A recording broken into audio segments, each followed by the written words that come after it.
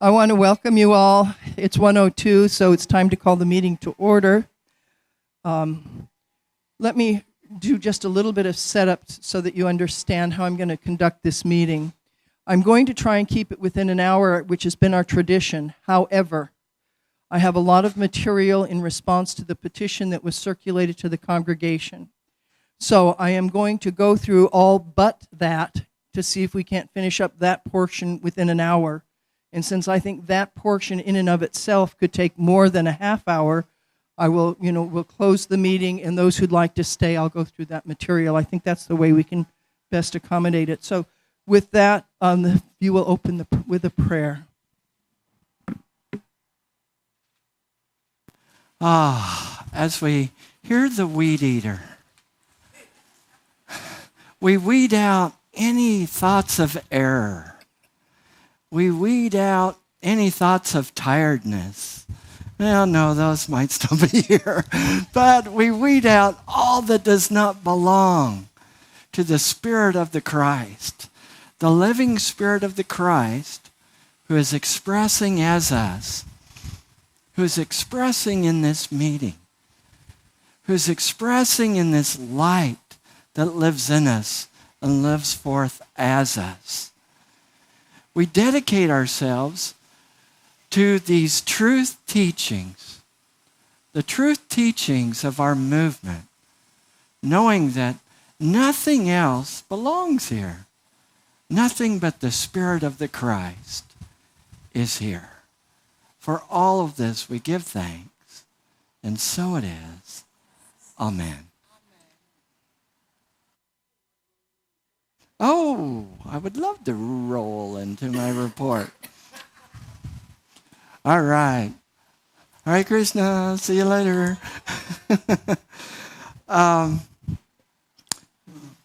So, one thing, just kind of a news item, I'll be going to New Zealand in November. I've been asked to teach some SEE classes. The class is called Communication Skills, and it's a combination of crucial conversations and nonviolent communication. And as I study it, I think, this would be a good thing to teach here as well. So I get some nods on that. So I'll be going to New Zealand and teaching in Auckland, and then on November 18th, I'll be speaking at Unity of Auckland. I was also invited to come to Unity of Wellington in New Zealand, which would be on Sunday, November 25th. But that's being away too much. And during that week, between the 18th and the 25th, the CEO of Unity Worldwide Ministries, Reverend Donna Johnson, is coming here to Honolulu. She first found, give it up for Donna. She first found Unity when she was living on the Big Island. And so she's coming back with her partner to the Big Island to experience the Big Island, and then coming here to Honolulu. And she wants to come to Unity Church of Hawaii. And she said to me, Tim, I'll be there all week, so whatever you want me to do, let me know. So I'll be talking with her about, I'll write a list. Have a great vacation. So we're looking at several thoughts that I want to explore with Donna. Maybe she could meet with our board. Maybe she could help do some training with board and leadership. I have as yet to talk with her about that. But she'll be speaking here November 25th. So, and I'll be here. So it'll be a great time. So that's the news item. The other thing I wanted to mention, and I talked about it, especially in the second service. The second service, things are really percolating and they start coming out. So I mentioned the idea of a mission-centric church. And if you all had not heard the story that I was telling about a mission-centric church, and I think we have a lot of characteristics of a minister-centric church. That is, things tend to rise or fall depending on the minister that's here. Sometimes people kind of want the minister to do stuff or for the staff to do stuff instead of getting involved themselves. Mission-centric is about all of us being united in our mission and moving forward as we are focused on our mission. So I was in clinical supervision as I worked in psychiatry, and one of my clinical supervisors was a PhD psychologist who also studied dog psychology. And it turns out there's similarities. And so dogs, if there's a bunch of them in the backyard, one of them might be chewing siding off the house. One of them might be chasing its own tail. They might be fighting with each other, barking at each other, digging holes under the fence. And that is the picture of what is not mission-centric. Now, I'm a very animal-friendly guy. I don't like to hurt any animals, but here's how the story goes. So the clinical supervisor said, so if you take a squirrel and you throw the squirrel in the backyard with all those dogs, suddenly they're on point. Suddenly they all know what their mission is. Suddenly they're all united and they're all working towards one purpose. They're not fighting with each other, and they're not digging under the fence, they're not chewing the siding off the house. They're all focused on the mission. And that's the idea of a mission-centric church, where despite differences, and there are differences, all of us have different perspectives, different experiences, but a mission-centric church is where we all come together on a single mission and work together as a team to accomplish the mission. It's my dream that that would happen here. You'll be hearing more and more about that. I just wanted to plant the seed. Thank you.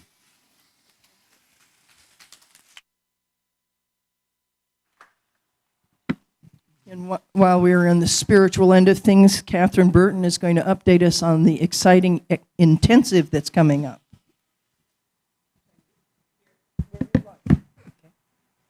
Is this good? Can you all see and hear me? Okay. So I want to welcome you to the field of spiritual education and enrichment. We just finished a great class on self-awareness.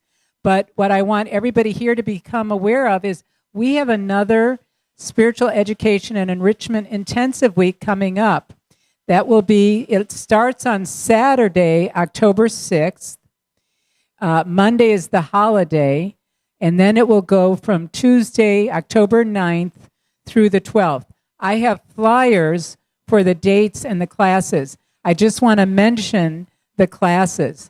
The first class is the Foundations of Unity, which we decided to do because it's our anniversary month. And the Foundations of Unity course was designed to be one of the first classes that people would take, so they'd really get, like, what is unity about. 2 very good books, Lessons in Truth and The Simple Truth, very kind of fun way to learn the principles.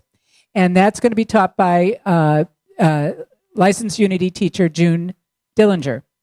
Then we have Discerning Your Purpose that Reverend Margie Hyatt is going to be teaching, and this will help us listen to our callings in life. So really getting in touch with how do we find and listen to our calling. And then, and that's from 1 to 3. We had the morning class 10 to 12. And then from 4 to 6, Reverend Geo Downer is going to be doing a class on Metaphysics 3. He loves this class. It's subtitled the basic toolkit for living. So it's actually how to apply affirmations, power of the spoken word, and denial and things like that. So that's a really good thing. And then we just had an agreement with, last thing, Reverend Levitt, who said he has agreed that he will teach the Eye of the Storm, a well-attended course, the Saturdays in November from 8:30 in the morning till 10:30. It ends on that first Saturday in December the 1st. If you have any questions, see me, and I have flyers. So this, I think people are pretty excited because we really feel like this is part of our mission, is to educate and move forward. So my prayer for everybody is they move forward on their path. Thank you. Okay, and now we will hear from our treasurer, Kathy Whitmire, on the financial report.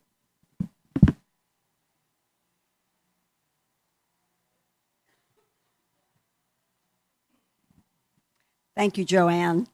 I think everybody might have a copy that looks like this up to now. Marcia has been passing them out.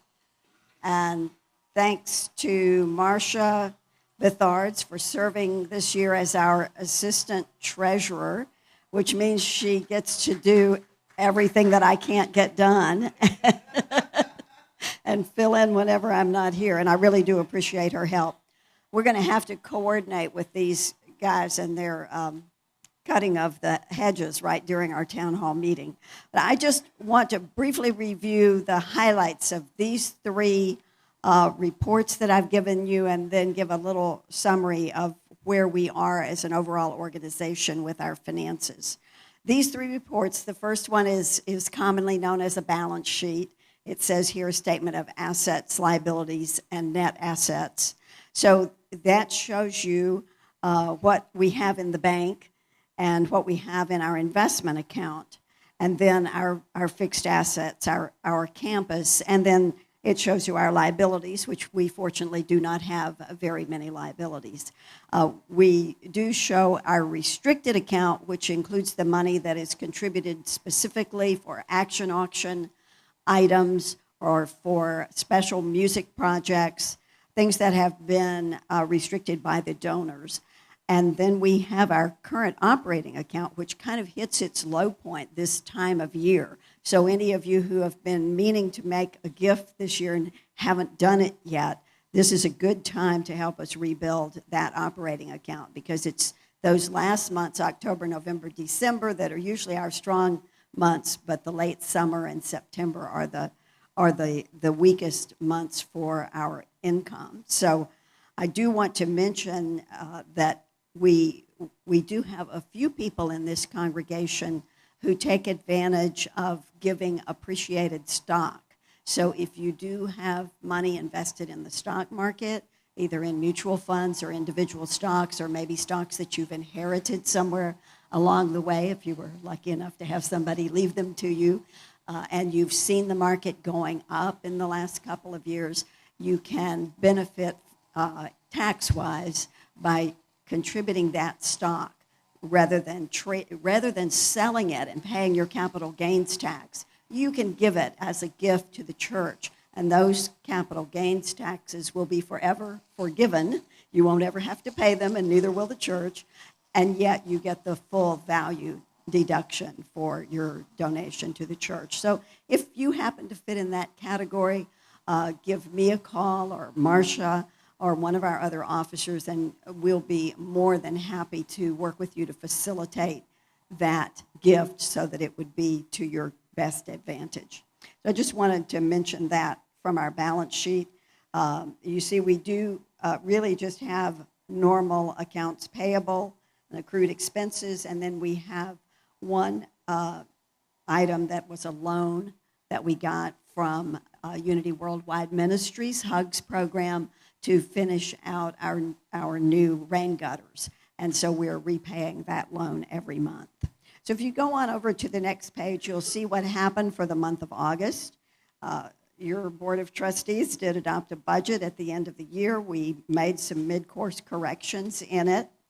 And the budget for the month of August, as you can see, was that we would actually still have $941 more in expenses than income. I mentioned those seasonal differences, but as it turned out this month, we had $4,400. So that's in the middle of the page where it says net or ordinary income is a negative $4,455. Now that's specifically the church operations. It doesn't pertain to our restricted funds or our preschool operation, but it does include the operations of the church, our Sunday mornings, our Wednesday evenings, our classes, and also our counseling ministry and our wellness ministry and our Courtyard Cafe. All of those are reported on this statement.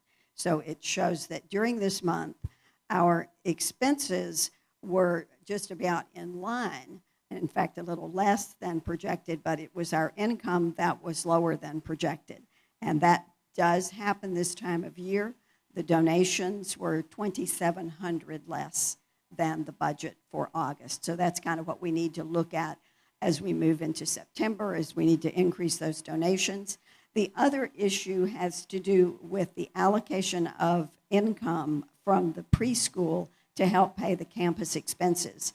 And we had budgeted, based on some work that the finance committee did, the board had budgeted that we would be receiving $10,000 each month to reimburse for the costs of the campus expense that are used by the preschool. And we do still anticipate that that will be done, effective from the first of the year. So we will be able to make up that difference before the year is out. And that would bring us much closer to being in line this month, if that had already taken place. You will see down towards the bottom of the page, other revenues, and that's primarily restricted income. The other revenues that you see there are people who have given specifically for the youth education, for the honorarium program that we had set up in celebration of Reverend Tim's first year here, for the action auction, and for the music fund and the permanent endowment fund. So we do have a lot of specific gifts that came in during the month of September. We don't provide a budget for those because we never know when we're going to have someone who wants to give a restricted gift. But we had a fair number of those during this month. So that's the month of August. The next page is the year to date. And I always like to focus on the year to date because it gives me a better feeling of how we're doing so far this year. And I will say that you see the budget for donations for the year to date was $162,000, and we were at $158,000. So we're very, very close to the budget in donations. And again, the major item that we need to resolve is the issue having to do with the monthly allocation of preschool income to support our campus expenses. And I think that will take care of our income side. Our expenses are generally in line, and you see, and I do have to point out that in the middle of the page where it says net ordinary income, you will see that through these first 8 months, our expenses have been $36,000 more than our income. But if you look at the budget column, you'll see that we did anticipate that our expenses would be more than our income, and that we would make that difference up in those last 3 months of the year. So, or last 4 months of the year, because we have already had some good donations coming in September. So that's what I have to say about these three sheets, and I would open at this point if there are any questions on these specific statements.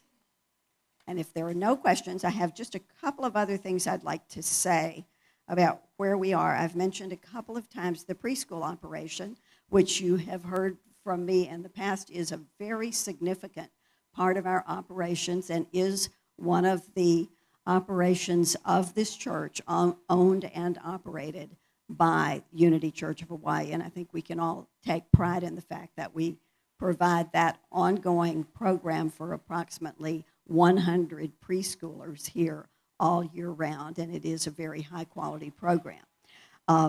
We have, for a long time, had difficulty getting the books in order for the preschool, but I want you to know that progress is being made, and I want to thank the Board of Trustees as well as Reverend Tim for helping that progress along. We adopted a policy that we would be getting monthly financial reports.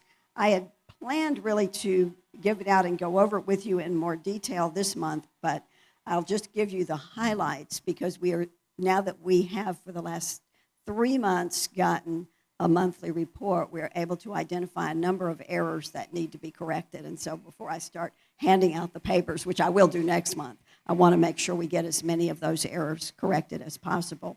But the operation of the preschool so far this year has been quite successful with a net ordinary income of $137,000 generated after paying all expenses of the preschool. So it is a successful operation and has been through the years and has accumulated significant financial resources that total to $1,400,000.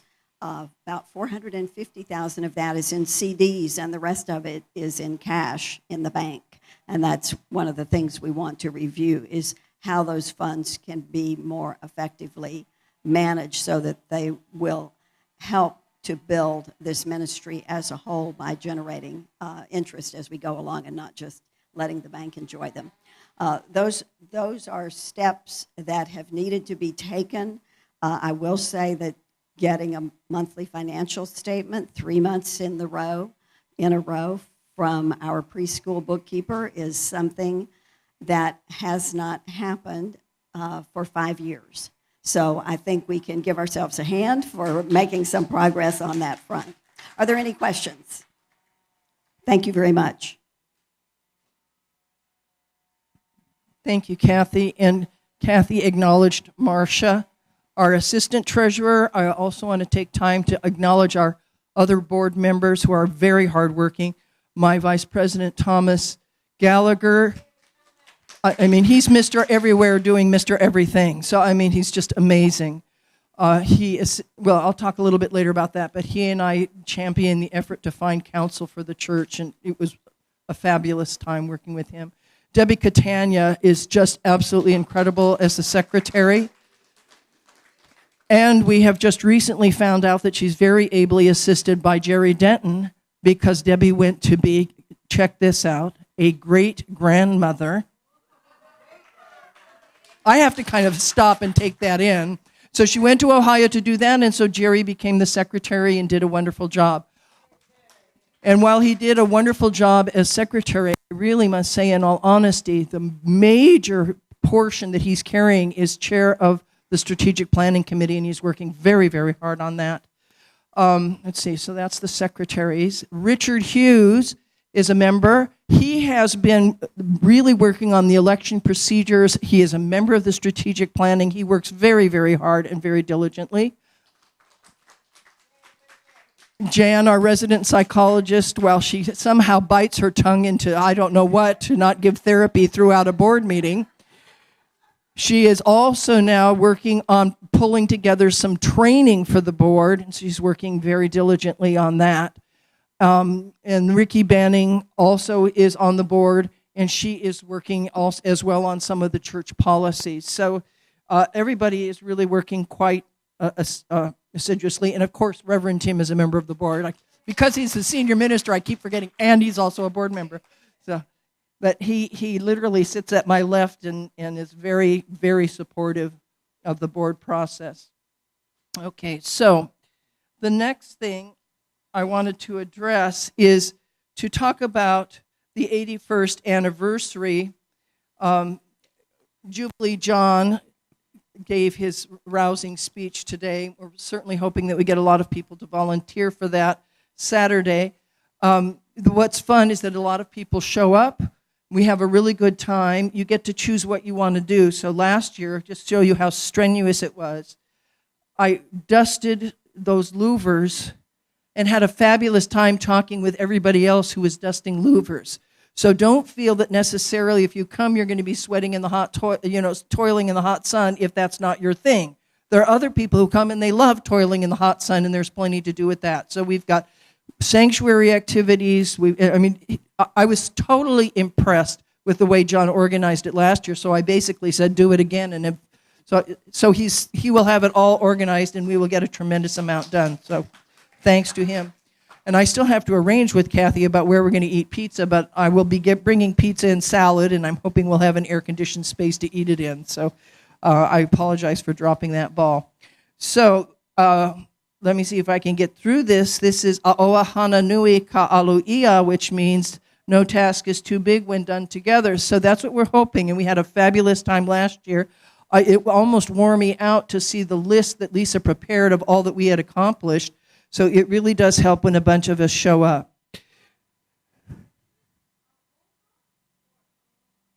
It's A'oha. There's an Okino. Yeah, A'oha. Okay, then on the following Saturday, not the following, 2 weeks hence, will be the community potluck with Cindy Hensley is going to help coordinate it. She says, I can't do the whole thing, so I'm going to help her out. So we know that will be fabulous because she's put on so many. So that will be terrific. So she and I will be meeting this week to discuss details. We really like that last space that we had, so we're returning there, the one that's just down on the other side of the elementary school. It's very handy for schlepping back and forth, and we are trying to arrange with Waikiki Elementary for parking so that all works well. Okay, we will supply the burgers and the water and so on, and I'm hoping that everyone will show up with their fabulous potluck dishes like they always do, because that's what makes it. Yeah. Does anybody have a grill?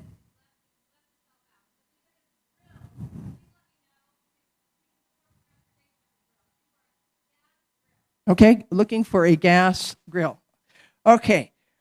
Then on that following Sunday, there will be an anniversary celebration because our actual anniversary is on the 10th. I'll have a cake that we'll just serve here to sort of celebrate that. And then on the 20th is the big dance, dinner and dance. The dinner will be down in the courtyard. I have already contacted the Hawaiian caterers. We're going to also supplement with a catered experience, which are the ones that did the 78th anniversary. So we're going to have a combination of those foods. And I've also been in touch with I Love Nalo for the vegan portion.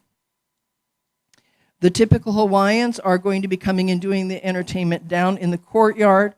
We'll have both an action auction and a silent auction, and the feature of the silent auction is the home of the cabin, 4,000 square foot cabin that's being offered for rent, Gary Cunningham's in Wasilla, Alaska. So we're hoping that will bring in a significant contribution because the opening minimum bid is $1,200. I'll talk a little bit more about the action auction later because that's really some exciting news. So after we have the courtyard and the entertainment by the typical Hawaiians, we as the commoners, so to speak, will come up here and sit in a horseshoe while the Queen Emma Club will come with the kahili, the feather kahili that usually precede the royal procession. They will be wearing their white muumuus and blue lace and so on. So it'll be a simulation of what it was like in the royalty days, the monarchy days of King Kalakaua. And they will be playing songs from that era. And we will move the chairs here, and this will become a dance floor, and we will be waltzing. So I have already been approached for waltz lessons. Catherine has already taken them. We have Richard Hughes, who's an accomplished ballroom dancer. We have Tom Gallagher's partner, David Walters, who is an accomplished ballroom dancer. So if people want lessons, I'm finding that I should just make a general announcement because some people are too shy to even attend a class. So see us, and we'll get you figured out how to do 1, 2, 3, 1, 2, 3. But the part that's fun about waltz is if you can count to 3, you got it made, and that's all you have to do. I mean, if you don't even have to have a partner, and if you can figure out 1, 2, 3, 1, 2, 3, and how to move with the music, that alone is magical. You don't even have to do anything else. And we also, Olga Lucia is also a dance instructor, and we know that the two, Olga and Tim, can dance. They probably be willing to help out as well. So on then to the headliner of the silent auction. It is 1 week stay in Wasilla, Alaska, and as I teasingly mentioned before, I understand it was the former home of Sarah Palin. She no longer lives there, but it's a beautiful 4,000 square foot home in Wasilla, Alaska. It even has heated tile floors. So, I mean, this is just incredible. And a designer kitchen and so on and so forth. So that will be our primary auction item for that. Beg your pardon? 3 bedrooms, sleeps 8. And Gary will work with you as to, in other words, if you bid and get it, he will work with you on the date. He has actually had some people who preferred to come at Christmas, 37 degrees below, and enjoy Christmas there. Yeah, but you can also choose summer months. But he will work with you on a date that's convenient. And I understand from the reviews I've read online and the conversations I've had with him that he is a host extraordinaire. So he will make sure you have a wonderful time. Now, the action auction, I really to me, this is sort of our ending on a real upbeat note, is the action auction status. And the reason I wanted to bring this up is because the action auction was created last year at this time as a feature of last year's Makahiki. And remember, we were all kind of scratching my heads, even me who came up with the idea of what is an action auction and how does it work? Well, obviously, we have really gotten into the theme of it now. This up here is the original list of things that we had said we would like to get done, and will people contribute? And the way it works is no matter what you contribute, we take your money. So it can be a $10,000 project and you can contribute $5. It doesn't matter, but we just, so other than an auction where only one person bids and only one person wins and we only take one person's money, we gleefully take everyone's money and we get work accomplished. Now, I want to show you that in the next screen is about the kudos to Sean Sweet. Is he back there? Sean Sweet single-handedly would not take no for an answer. He went twice to Templeton and was able to secure a grant. It started out as a $5,000 matching grant. So we scurried around to figure out what we had. Then he said, I think I can get some enthusiasm out of the congregation. He came to the congregation. We got the $5,000 matching. So now we're rolling into this project with $10,000. They decide to give him an additional $1,250. We come up from the congregation with the additional $1,250. So we're now at $12,500. And he raised from the congregation, and thank you all for your generosity, over $13,000 in funds. So that means that you might want to go look at it just because it's so pretty. We have this beautiful new soundboard in the back. It's just gorgeous. And eventually these hot lights will be replaced with LEDs, which will not only save our speakers, it will save on electricity. So hooray for that. So now let's take a look at what we have done with the action auction in the next slide. Look at how many of the items we have finished already. Just by having fun and asking people to, we've got the gutters done, the drinking fountain is done, the ladies' restroom, Thomas, Mr. Everything, talked with Catherine Burton, who was the one who first instigated that item and found out what she wanted, figured out a low-cost way to get that handled. Sunday Media was part of the Templeton grant, and the LED lighting is part of the Templeton grant.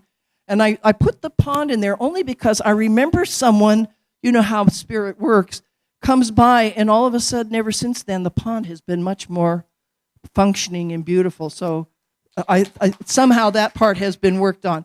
So that leaves sprinklers. Oh, it was Sean. So I should know. Sean Sweet again. So now we're at sprinkler system, computer upgrade, and garden shed, which means not only can we perhaps get all these done in the next year, we're ready to think about more items. So if you think of things that you would like to see happening. What we did find is that capital improvement type projects work very well in this venue. Ongoing things like the maintenance of the lawn or something, we don't seem to get much enthusiasm. So, not that they don't need to be funded and done, but I'm just saying if you're thinking of things to be done, the ones that seem to do well on Action Auction are discrete purchases of things, whether it's projects or actual equipment. Okay, so I think, is that it? Is that it? Huh? Oh, Tim's honorarium. Again, another sample of our generosity. Where did I lose that in my notes? We went to the church and asked whether people would be willing to contribute to an honorarium for Tim for his first year because the operating funds were very slim. And over that short period of time of 3 months, we collected over $10,000.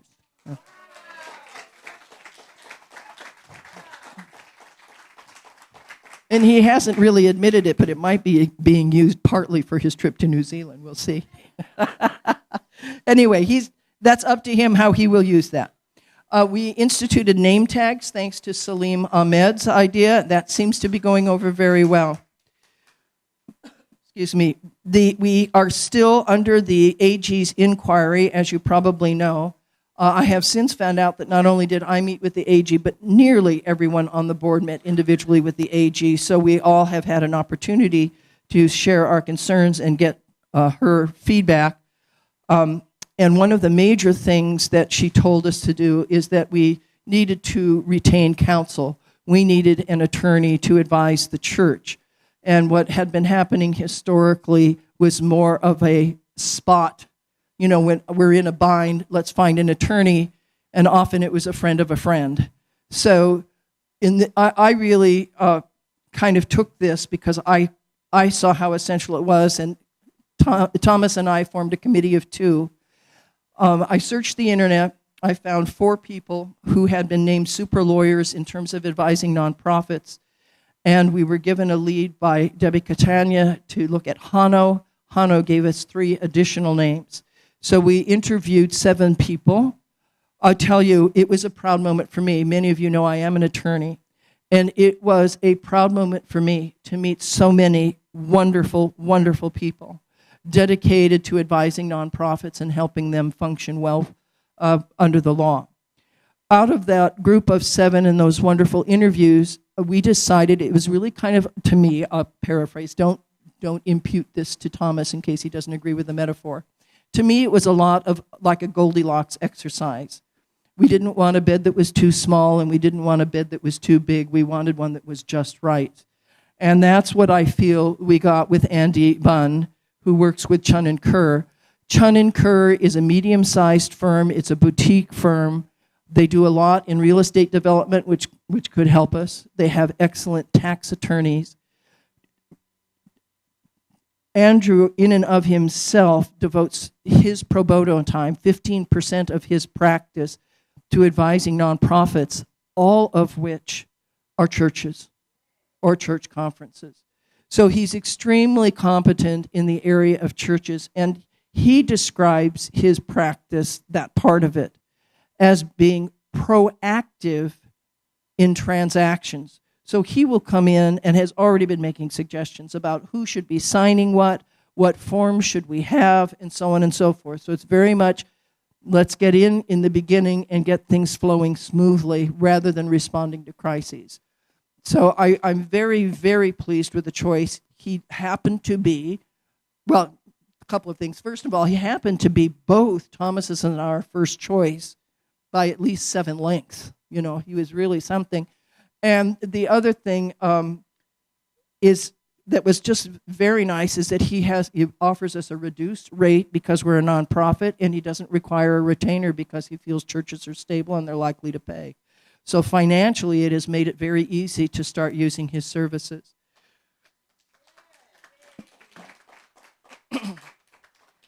I have personally found that he listens well, and then he summarizes what he thinks or how he reacts in a very detailed memo, which often gives very clear direction where the board should go next. So I'm finding him very, very useful.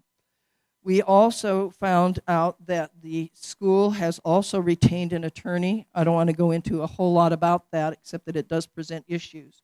But I'll accentuate the positive. The positive part of the fact that both the school and the church have the attorneys is that both of them have agreed that this is one entity, that we must cooperate, that the board is the board of the school, that employee data is to be forwarded to the board, and the issue that they are both researching is financial data, all financial data must come up to the board, because we, as the one singular board, are responsible for reporting it annually. The one area that both attorneys are still researching is there is a law which is also a regulation for preschools dealing with data surrounding parents, guardians, and children of the preschool.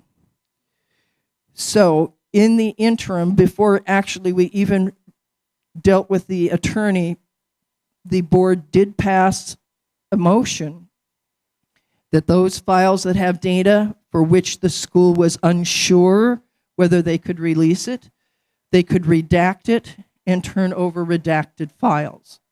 So they are still researching whether or not they must be redacted. Both attorneys agree that the information must be turned over, but both attorneys say we need to research whether or not the names are redacted. So it's very good, I think, that we're getting consistent information and beginning to move forward on this in a consistent fashion. So let's see, I think, okay, yes. So now I am ready to roll into the petition, and it's 1:44. So I guess I was thinking I would close the meeting at this point and let anyone else who wanted to stay hear the part on the petition. Does that sound okay with everyone? Or stay, do the petition, and wrap up at the end, but that probably might be as late as 2:30. Okay. So Cindy's saying to wrap it. How many people want to wrap it? Yeah, okay, good.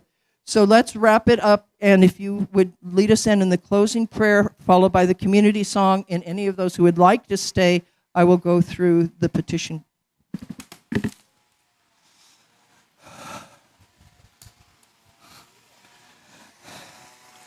Don't you love it, the energy that we can hear outside whenever I get up here?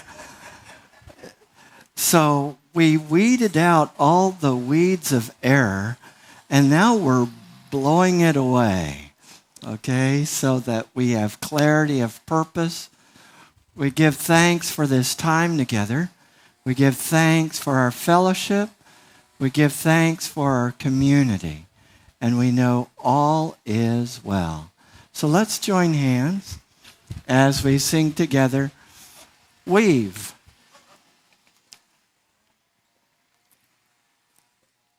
And then some of us will stay and some of you will weave. Oh. All right, let's connect in a circle. We need someone to bridge the divide.